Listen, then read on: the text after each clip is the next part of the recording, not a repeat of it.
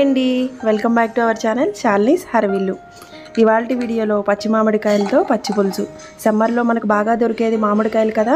మామిడికాయలతో పచ్చి పులుసు చేసుకొని కడుపు నిండా భోంచేయొచ్చు, అంత బాగుంటుంది. ఇంకా లేట్ చేయకుండా ఎలా తయారు చేయాలో చూసేద్దామా. ముందుగా ఒక ప్లేట్లో 2 పచ్చి మామిడికాయలు, 2 ఉల్లిగడ్డలు, పులుపుకు తగ్గట్టుగా పచ్చిమిర్చి తీసుకోవాలి. మామిడికాయల్ని బాగా కడుక్కొని ఒక కుక్కర్లో పెట్టుకొని 1 గ్లాస్ వాటర్ వేసానండి. ఇప్పుడు విజిల్ పెట్టేసుకుందాము. స్టవ్ ఆన్ చేసేసుకొని ఒక 3 విజిల్స్ రానిచ్చుకుందామండి. 3 విజిల్స్ వస్తే మెత్తగా ఉడికిపోతాయి మామిడికాయలు ఉడికేలోపు మనం పచ్చిమిరపకాయలు టేస్ట్కి తగ్గట్టుగా తీసుకున్నాం కదా, వీటన్నిటిని స్టవ్ మీద ఇట్లా కాల్చేసుకోవాలి.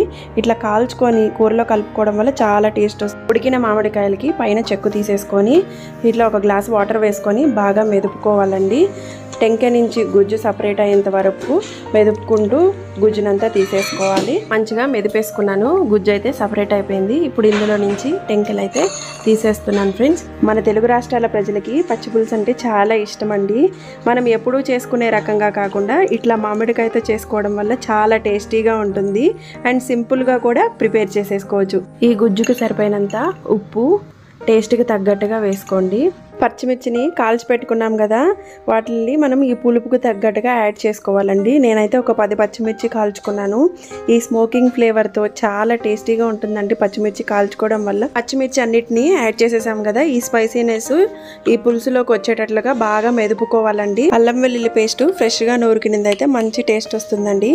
అప్పటికప్పుడు నూరుకున్న అల్లం వెల్లుల్లి పేస్ట్ ఒక 1/2 స్పూన్ యాడ్ చేసుకుంటే సరిపోతుంది. దీన్ని అంతా కలిసేలాగా కలిపేసుకుందాము ఒకసారి. ఇందులోకి ఒక 1/2 స్పూను జీలకర్ర పౌడర్ కూడా యాడ్ చేస్తున్నాను. కొంచెం చిక్కగా ఉంది కాబట్టి 1 గ్లాసు వాటర్ కూడా యాడ్ చేసేసుకొని అంతా ఒకసారి బాగా మిక్స్ చేసేసుకొని ఇప్పుడు ఫిల్టర్ చేసేద్దాము. ఒక స్టైనర్ని తీసుకొని అందులోకి వేసేస్తున్నాను ఈ జ్యూస్ అంతా.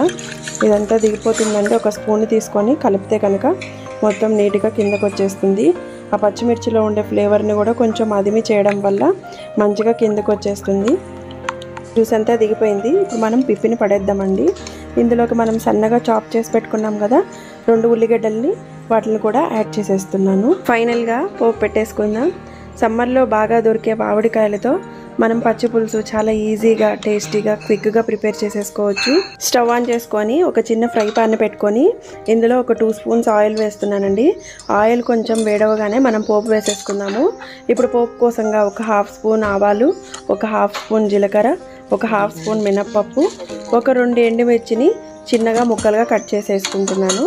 ఇందులోకి ఒక 5-6 రెబ్బలు వెల్లుల్లిపాయని కచ్చాపిచ్చగా దంచి పక్కన ఉంచుకోవాలి. ఈ పోపు దినుసుల్ని ఫ్రై ప్యాన్లోకి వేసేస్తున్నాను.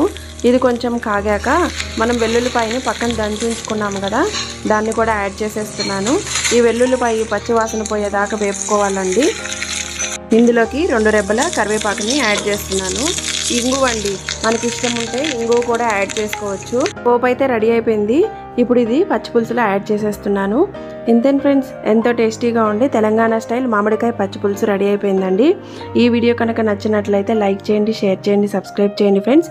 ఇలాంటి మరిన్ని వీడియోల కోసం మన యూట్యూబ్ ఛానల్ని సపోర్ట్ చేసి సబ్స్క్రైబ్ చేయండి. Thank you. ఫైనల్గా కొత్తిమీరతో గార్నిష్ చేసి సర్వ్ చేసేయడమే.